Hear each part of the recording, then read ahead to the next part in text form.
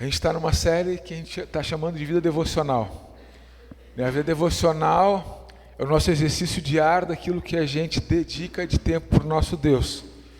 É quando nós acordamos mais cedo, ou durante a tarde, ou no período da noite, nós pegamos a nossa Bíblia, a gente dedica um tempo de oração, e a gente tem percebido que para a vida devocional ela ser plena, tem mais algumas disciplinas além da leitura da palavra e da oração, né? Mais de uma pessoa me falou essa semana, né, quando nós entramos no jejum, né, que é o que a gente está começando agora, né, durante 3 semanas, falou assim: Márcio, por que eu não escuto tanto falar sobre jejum nas igrejas? Por que a gente não escuta tanto falar, né, que o jejum, parece que tem jejum pela Bíblia inteira? E eu falei: olha, realmente tem jejum pela Bíblia inteira. E quem sabe tu não prestou atenção, né? Em algum momento alguém deve estar ensinando sobre isso. Mas como nós somos uma igreja que está numa fase agora que nós acreditamos que é uma base, né, para conquistar a cidade, a gente entende que a gente precisa formar essa base com tudo aquilo que realmente, né, o Senhor nos oferta, né? Então, ficamos 4 semanas falando de Bíblia, 4 semanas de oração, e nós estamos na 3ª semana falando sobre jejum. O que é o jejum? Jejum é quando nós temos o alimento, nós abrimos a geladeira, lá tem tudo de bom. Quando nós somos convidados para ir numa churrascaria, quando a gente tem disponibilidade de comprar o alimento e por algum, né, por querer se fortalecer espiritualmente, por querer ficar mais suscetível ao Espírito, por querer ficar em espírito de oração, a gente abre mão por um período, né? E nós estamos num jejum parcial, né, de 21 dias, que nós fomos convidados como igreja, alguns a deixarem de lado alguns alimentos que consideram deliciosos ou que já estamos viciados. E na hora que a gente vai acessar esse alimento, nós lembramos de Deus. Eu sei que tem umas pessoas que estão no jejum bravo aí, né? Eu já sei, estou olhando para alguns aqui, quando me dão um sorrisinho assim, eu sei que já está bravo o negócio, né? Sei que está. Mas para as pessoas que eu tenho perguntado como tem sido a experiência, nós queremos que durante esse tempo que a gente está se isentando, a gente está sentindo que alguma coisa dentro da gente também está crescendo, né? Eu creio que o jejum também é uma maneira visível da gente mostrar, né, não só para o Senhor, porque o Senhor sabe de tudo, mas mostrar para todo mundo espiritual que diante de coisas que a gente pode, a gente se isenta. A gente pode pecar, a gente pode fazer alguma coisa que não está certo, as coisas às vezes estão perto da gente, mas a gente se isenta, e o jejum é uma das coisas que demonstra isso. A gente tem o alimento, né? Eu tenho falado, né? Quando não temos o alimento, aí não é jejum, porque o corpo entende que com estresse, a falta de alimento, isso pode provocar, né, alguma coisa que pode virar uma doença, né? Então, e para alguns, né, às vezes Deus está chamando aí para alguns jejuns mais longos, né?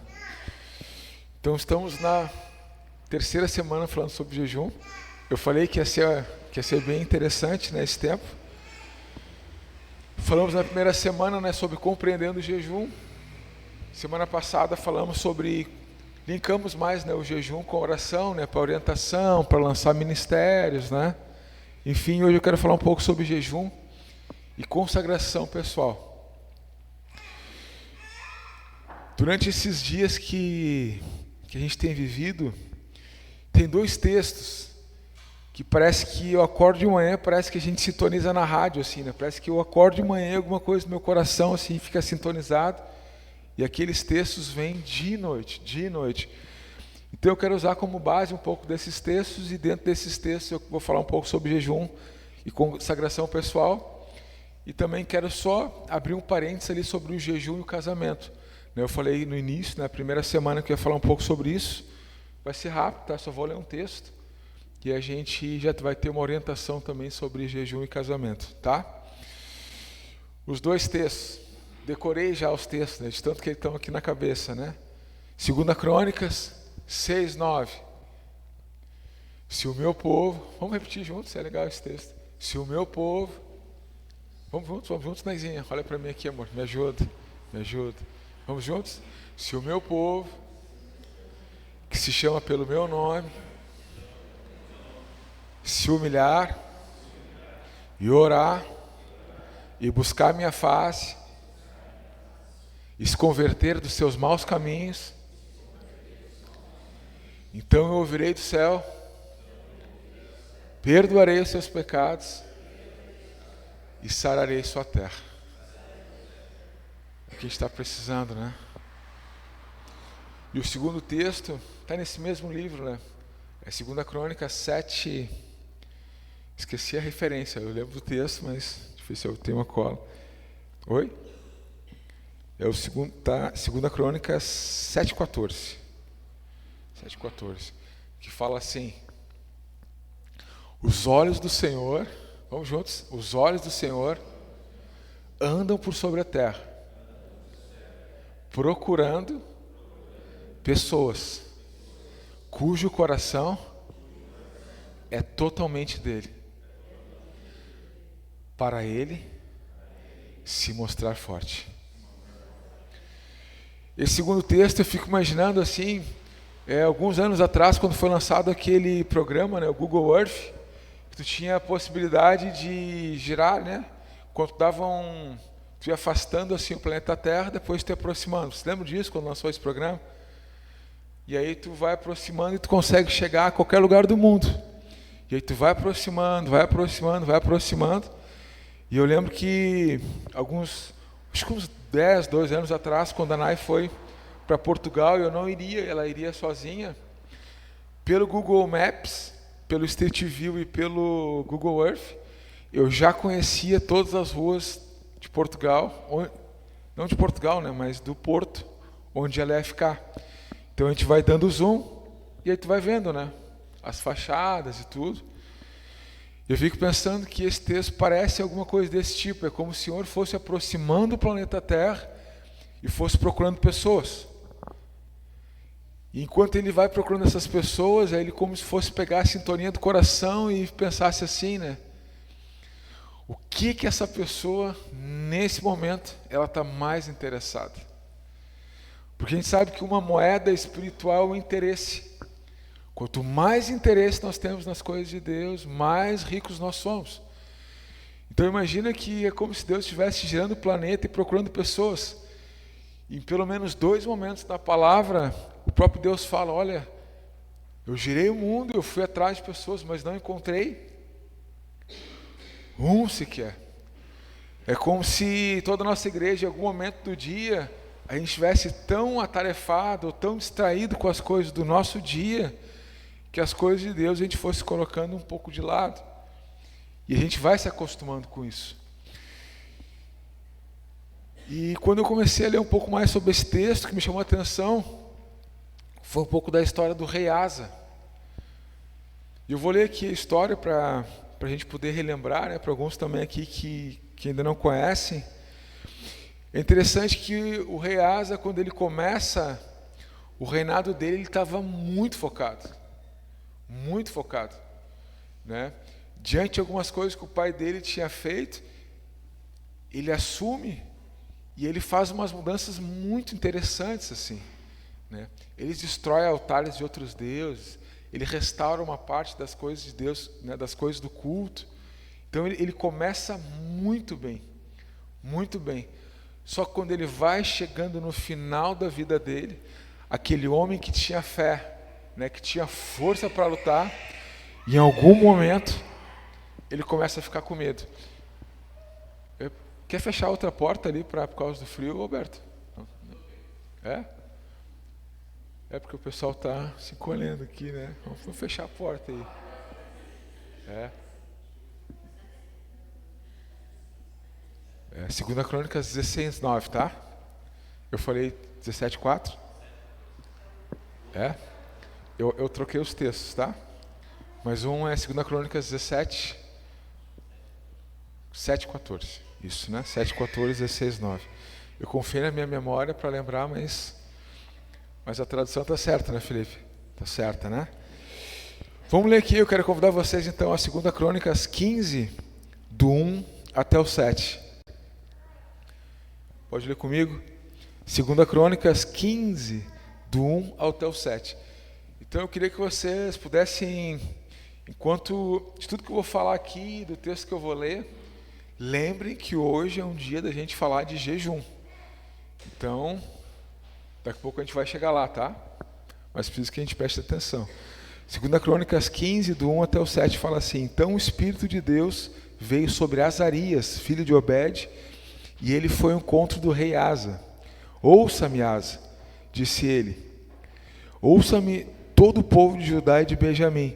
O Senhor estará com vocês enquanto estiverem com ele. Pega isso. O Senhor estará com vocês enquanto estiverem com ele. Sempre que o buscarem, o encontrarão. Mas se o abandonarem, ele os abandonará. Durante muito tempo, Israel esteve sem um verdadeiro Deus, sem sacerdote para ensiná-los e sem lei para instruí-los.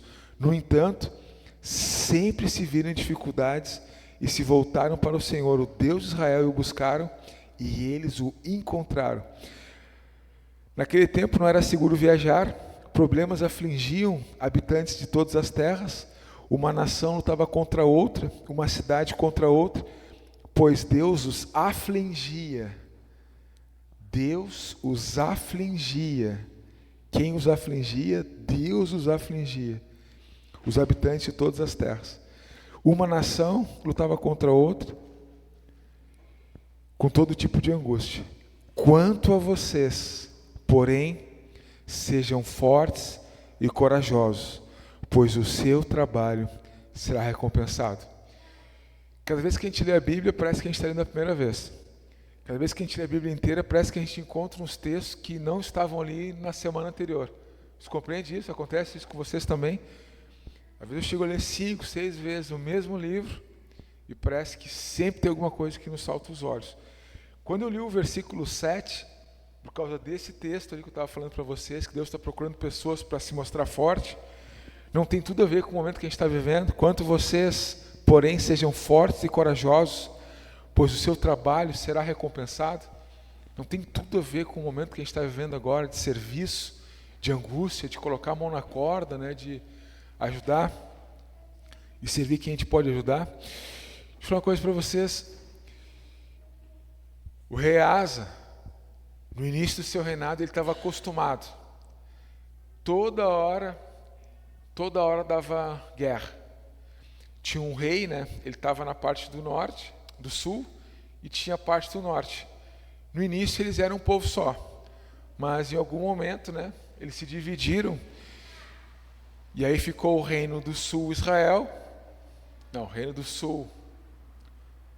Opa, falou? Ficou o reino do sul, Judá e a tribo de Benjamim. E o reino do sul, Israel, tribo do norte. E durante todo o início do reinado deles, teve guerra. Se a gente pega em 1 Reis, capítulo 15, fala alguns detalhes que não está aqui em Crônicas, mas fala que tinha muita guerra. Eles passavam todo o tempo guerreando. E fala de uma batalha também, aqui em 2 Crônicas, capítulo 15 e 16, de um etíope, um rei etíope que se levantou contra eles, contra o reino do sul, contra Judá, e eles tinham um exército de mais de 1 milhão. Era uma batalha que estava certa que eles iam vencer. Mas eles se humilharam, confiaram em Deus, e a Bíblia fala que o Senhor venceu aquela batalha por eles. E eles foram atrás, teve um grande despojo. Então o rei Asa, ele começa a vida dele confiando em Deus, sempre em guerra. Só que em dado momento, ele ficou um pouco preocupado com o reino do norte. E aí ele soube que o rei da Síria estava fazendo alguma parceria com o reino do norte, e o que ele pensou? Se já está difícil lutar contra um, se juntar com o reino da Síria, vão perder. O que ele faz? Ele se adianta e vai lá e fecha uma aliança com o reino da Síria. E para fechar essa aliança, ele pega um monte de tesouro do povo, ele vai lá e entrega para que o reino da Síria não tenha nenhuma parceria, pelo contrário, se juntasse com eles, é para enfraquecer. Tanto que a primeira coisa que o o rei da Síria ele vai e começa a atacar Israel, né, que era o reino do norte. E aí todo aquele pessoal que já estava ali, né, todos aqueles exércitos que estavam próximos para invadir, né, eles estavam fazendo algumas cidades fortificadas para eles ficarem cada vez mais próximos da conquista. Eles tiveram que abrir a mão daquele trabalho das cidades fortificadas e voltaram para lá. E o que aconteceu? Deus pesou a mão contra o rei Asa. E a pergunta que Deus fez para Asa foi a seguinte: tu parou de confiar em mim? O que aconteceu? Lembra lá que tu era o menor número, né? Eu venci por você? O que aconteceu? Agora, né, a gente vê que além dessa luta que eles tiveram entre o Reino do Norte e o Reino do Sul, eles passaram por um período longo também sem guerra. E ali começou a guerra, ele ficou adoentado. Por que eu trouxe esse exemplo antes? Porque eu quero dizer uma coisa para vocês. A nossa vida devocional, ela é suficiente para fazer a nossa vida espiritual não oscilar. Não oscilar. Se a gente não focar na nossa vida devocional diária, pode ser que em algum momento a gente vai ter uma confiança em Deus, a gente vai ver Ele vencendo por nós, e vai chegar algum momento que a gente vai querer usar algum subterfúgio por causa de medo. Faz sentido isso? A nossa vida devocional é aquilo que vai nos sustentar no dia a dia, para que a nossa confiança ela fique apontada para Deus e a gente não precise fazer nenhuma aliança, não entregar os nossos tesouros e nem diluir nossa fé, achando que a nossa salvação, né, achando que a nossa segurança vai envolver qualquer outra coisa. É natural que quando a gente está com medo, a gente faz alguma coisa que a gente não consegue pensar muito bem. É natural que uma pessoa cheia de medo, ela não só corre mais rápido, mas às vezes ela faz algumas coisas assim que, conversando com a pessoa nem entende assim como teve aquela reação. Então, nossa vida devocional, o amor que nós recebemos de Deus é suficiente para que a gente deixe o medo de lado e só a confiança de Deus nos sustente. Você lembra quando eu falei, como eu acabei de ler? Olha o que Deus falou para ele no início. Se vocês me buscarem, vocês vão me encontrar. E o exemplo que o próprio Deus usa um exemplo, olha, teve um tempo que o povo não tinha profeta, estava sem sacerdote, não tinha ninguém que ensinasse, mas a dor, a aflição, quando eles buscavam a Deus, o que acontecia? Deus se manifestava, né? Então Deus estava falando assim, olha, não precisa procurar alguma outra coisa que não seja, eu tenho tudo para dar para vocês. E eu quero falar uma coisa aqui, não quero ficar constrangido para falar isso, mas não sei se faz sentido para vocês.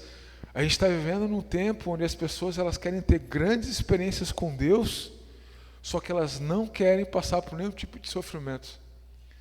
A gente está vivendo num tempo, né, nos dias onde as pessoas elas querem ouvir a voz de Deus, elas querem receber segurança de Deus, elas querem vencer o medo, mas elas não querem afligir a alma delas. Faz sentido isso para vocês? Algumas pessoas ficam falando, Márcio, mas por que eu não posso estar lá no meu jardim, tomando meu chimarrão, e não ouço às vezes Deus? Olha, às vezes a brisa suave vai te trazer um pouco daquilo que Ele tem de direcionamento para ti. Eu quero te dizer que as grandes resoluções da vida é sangue, suor e lágrimas. A gente teve um dia aqui de manhã que nós refletimos sobre isso, num dia num encontro de oração.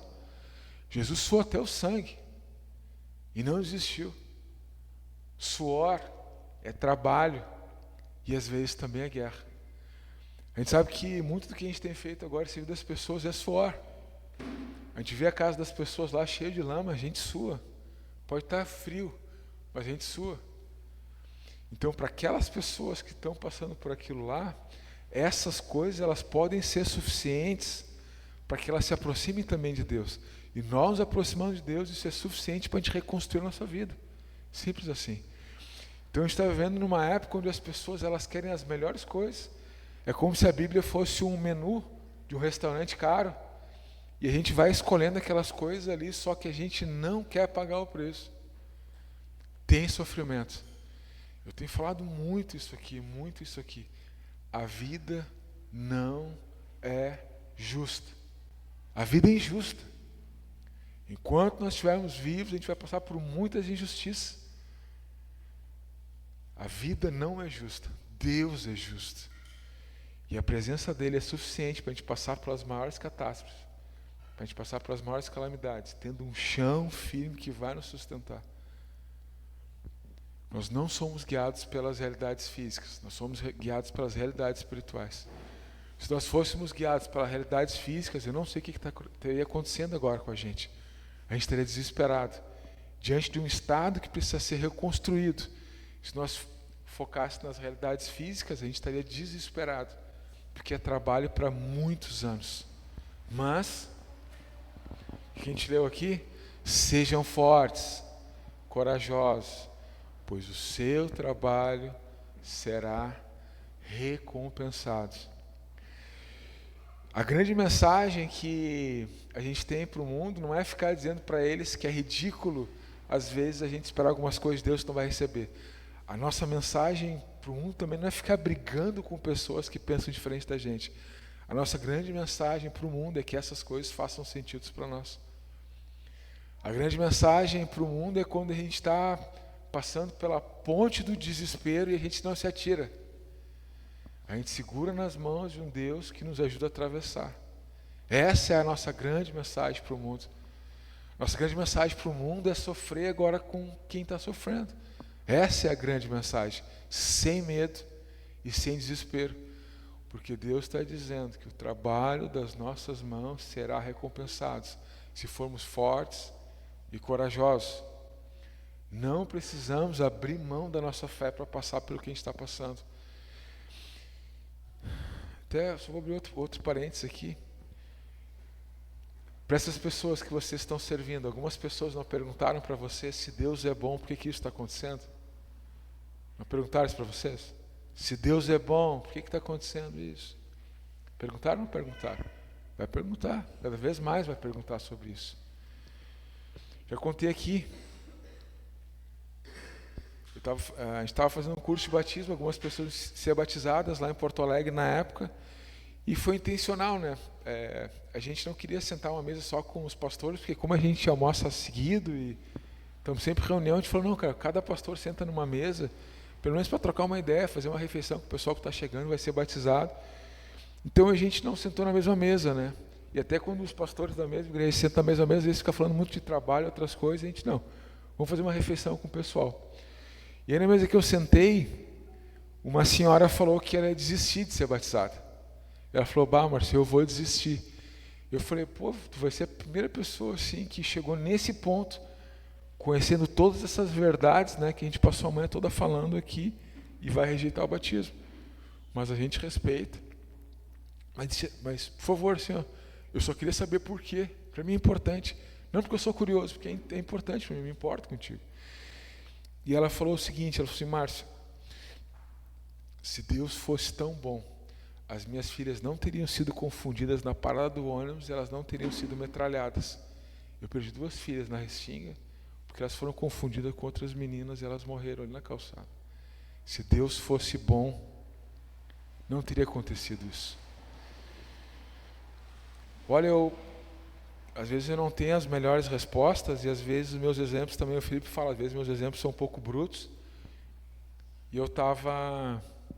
O Felipe sempre fala, eu estou mais polido, né? Santa Cruz está me polindo mais. Quem me conhece 3 anos atrás, estou ficando mais polido aqui. Eu estava comendo assim, eu peguei o garfo assim e falei para ela assim, ó, se eu pegar esse garfo agora aqui e enfiar no teu olho. A mulher tomou um susto. A mulher regalou o olho. Foi o que me veio na hora. Se eu pegar esse garfo agora aqui e enfiar no teu olho, a culpa é de quem? A responsabilidade de quem? Minha ou é de Deus? Eu vou enfiar esse garfo aqui no teu olho. Eu falei para ela, olha, eu quero te dizer uma coisa. Esses homens que metralharam a tua filha, eles não estavam cheios de Deus nem cheios de bondade. Quanto mais distante de Deus, mais cheio de maldade e mais possível a gente fazer as piores coisas do mundo. Eu falei para ela, estou tão cheio de Deus que eu tenho vontade de te abraçar. Eu tenho vontade de te dar um beijo. Estou curtindo de fazer uma refeição aqui. Jamais conseguiria fazer isso. Mas se a maldade dentro de mim fosse tão grande, a minha distância de Deus, possivelmente eu sentiria vontade. Eu falei para ela, por que tu não seja batizado e essa vai ser a tua vingança? Tu vai estar tão cheio de Deus, para servir de exemplo, né, para os outros também. Então esse mundo é injusto. E a mensagem para esse mundo tem que ser a gente cheio de Deus. Nós, cheios de Deus, vamos mostrar para esse mundo que realmente... Né, tem uma coisa que a gente tem falado, né? A gente falou muito para os adolescentes, né? Como se tivesse algumas placas assim, né? Às vezes a gente pensa que vai ter uma placa em algum lugar onde está que diz assim, ó, distância segura de Deus. Quer dizer para vocês, não existe nenhuma distância segura de Deus. Nenhuma distância. Nenhum lugar que tu vai escolher longe de Deus que esse lugar vai ser seguro. Achei que ele ia entregar para mim. Estão comigo nisso? Estão comigo nisso? Onde que entra o jejum dentro dessa história? Quando a gente falou sobre oração, né, o Felipe pregou a vida de oração de Jesus, e a gente percebe que a vida de Jesus era tão intensa, a oração é como se ele parasse de orar e não conseguiria cumprir o que ele tinha que cumprir. É como se a oração fosse o combustível para tudo que ele ia fazer. E interessante que bem no início, assim, né? Bem no início, um pouco antes dele escolher os discípulos ali que iam andar com ele, um pouco antes dele realmente, agora eu vou dar o start no meu ministério. O que acontece? Lucas 4, do 1 ao 4. O Espírito, então Jesus, cheio do Espírito Santo, deixou o Rio Jordão. O que estava acontecendo no Jordão? Tinha sido batizado. E foi levado pelo Espírito às terras áridas e desertas da Judéia. Foi para um deserto, onde o diabo o tentou durante 40 dias. Ele não comeu nada durante esse tempo e no final ficou com muita fome.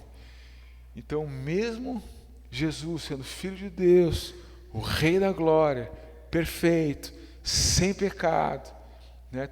Um nascimento virginal, quando ele estava aqui nessa terra, quando ele nasceu, anjos vieram cantar, o céu e a terra celebrando o acontecimento, o céu tinha estrela mostrando, mesmo Jesus sendo Jesus, ele passou por um período de jejum, de consagração, pessoal.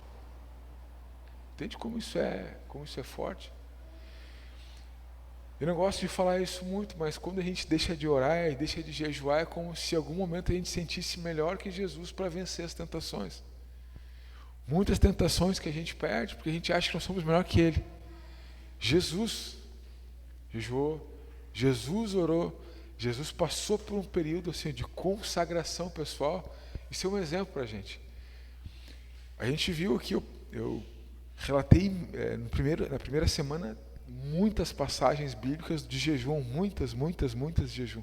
Tem jejum do início ao fim, jejum. Eu quero dizer para você, se tivesse só essa passagem aqui, para mim já seria suficiente para que todo discípulo de Cristo tivesse vontade de jejuar, pelo menos para vencer as tentações.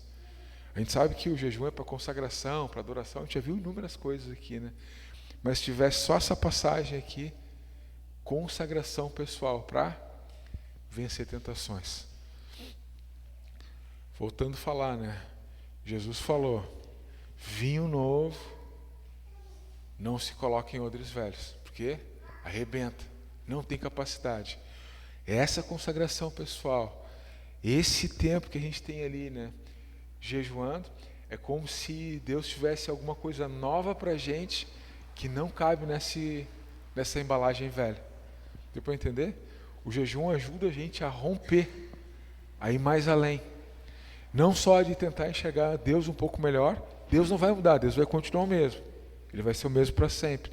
Mas o jeito que nós olhamos para Deus, o jeito que nós olhamos para nós, e o jeito que nós olhamos para a nossa realidade, isso altera completamente. Eu tinha falado que ia falar sobre jejum no casamento, né? Eu ia tentar explicar um pouco, mas eu peguei a tradução da Bíblia, a Mensagem, que é uma tradução que um pastor faz, né, o Eugene Peterson. Ele pega uma tradução da Bíblia e ele não faz uma tradução, é como se fosse uma paráfrase, é como se ele estivesse lendo a Bíblia para a igreja dele, mas não perde nenhum dos princípios da palavra, né? Vou ler aqui sobre o jejum no casamento agora. Sem dúvida, mas de maneira certa, eu estou no 1 Coríntios 7, tá? 1 Coríntios 7 em diante. Ele fala assim: sem dúvida, mas de maneira certa, é bom estar casado, tanto para o homem quanto para a mulher. Os impulsos sexuais são fortes, mas o casamento é forte o bastante para contê-los, permitindo uma vida sexual equilibrada e plena num mundo de desordem sexual. O leito matrimonial deve ser marcado por mutualidade, o marido procurando satisfazer a esposa e a esposa procurando satisfazer o marido. O casamento não é um espaço para briga por direitos. O casamento é uma decisão de servir a outra parte, na cama ou fora dela. A abstinência sexual é possível por um período de tempo, se ambos concordarem e se for para algum propósito de jejum e oração. Mas apenas em ocasiões assim. Depois voltem um para o outro. Satanás conhece maneiras engenhosas de nos tentar quando menos esperamos.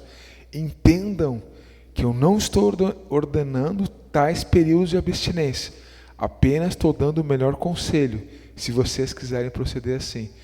Então o que Paulo está falando aqui, né, que está explicando para a gente, não existe esse negócio assim, só do marido ou só da esposa e dizer, olha, eu vou me abster agora de ter relação porque eu estou num jejum e estou num período que eu quero me santificar. Opa, isso precisa entrar em consenso. Se entrou em consenso e os dois entrarem nesse período também, entendendo que é jejum e oração e também abstinência, aí vai embora. Porque o que acontece? Pode ser que em algum momento a pessoa está querendo, né, ter aquela intimidade, e aí o outro vai ficar negando, né, tentando mostrar uma espiritualidade mais individual. E a gente sabe que depois de casou vira uma carne só. Não tem mais só existe mutualidade. Depois que casou não tem mais individualidade. E eu achei interessante aqui que ele falou, não tem mais aquela briga por direito, né? Te casou para servir alguém. Quando eu faço pré-nupcial, às vezes eu falo, cara, quer casar? Não é para ser feliz, é para fazer alguém feliz e dar vida para essa pessoa, até tu conseguir. Então a vida matrimonial é mutualidade. Então ficou claro isso, né? Já está bem explicado aqui, né, Eugene Peterson. Se for entrar num jejum também de alguma intimidade, tem que ser com mutualidade e os dois precisam entrar. Não vale, se um só fizer, quero te dizer que não é aceitável, né? O que está dizendo é a Bíblia, não sou eu, nem a nossa igreja. Deus, ele não vai aceitar. Por mais que tu possa estar fazendo isso com sinceridade, de coração, a gente tem um termo que a gente usa muito que é sinceramente errado. Tem muitas pessoas que não têm entendimento e faz sinceramente errado. Tem sinceridade, mas está errado. Se está errado, Deus não recebe. Ficou claro essa parte? Eu acho que isso a gente já pode colocar uma tampa, né, que fechou, né? A gente já tinha falado que ia falar alguma coisa sobre isso também.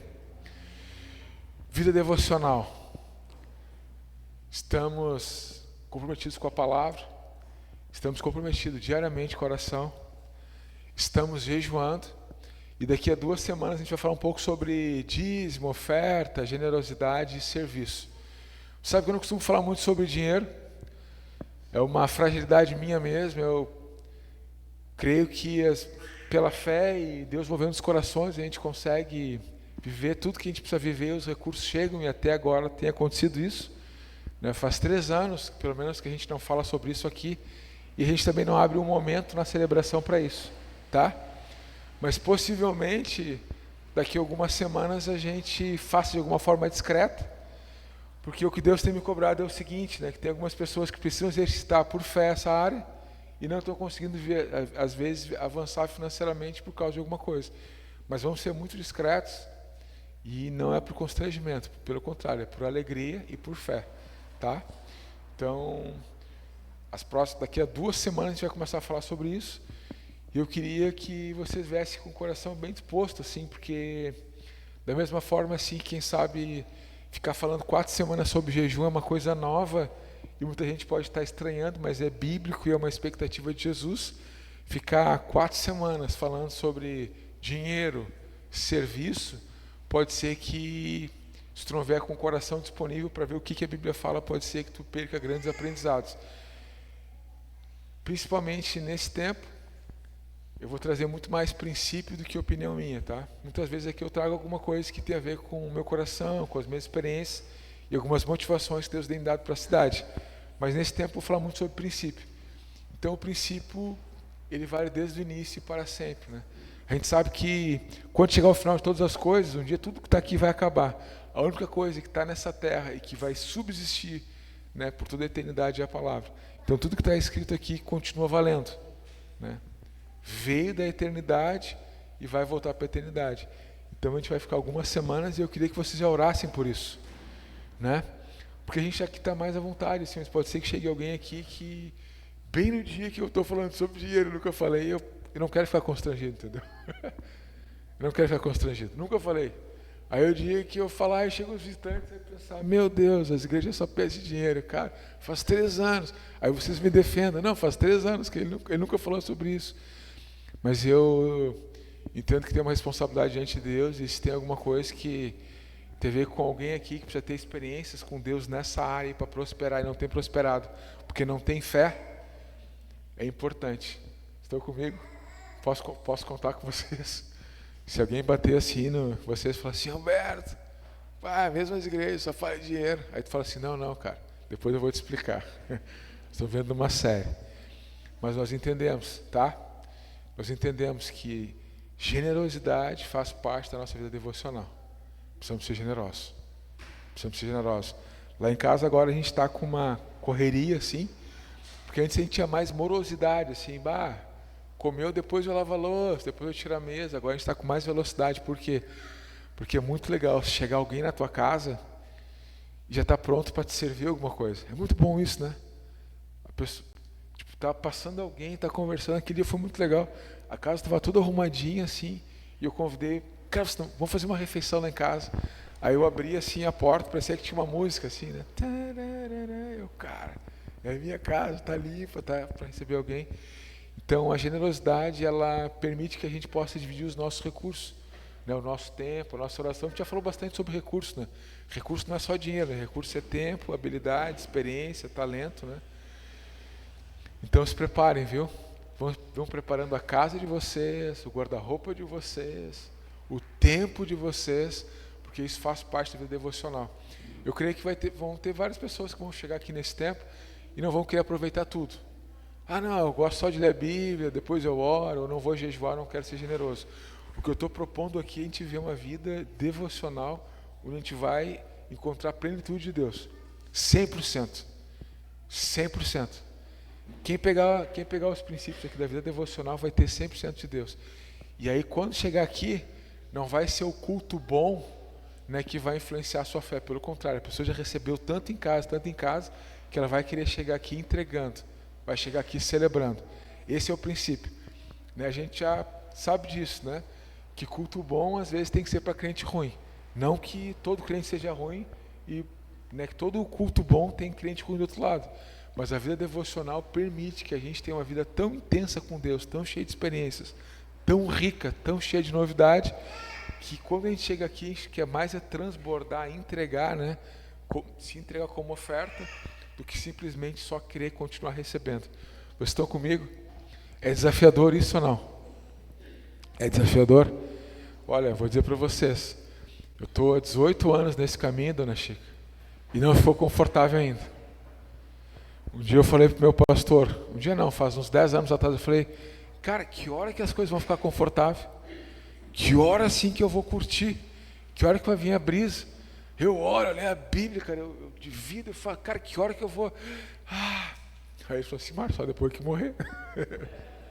Simples assim.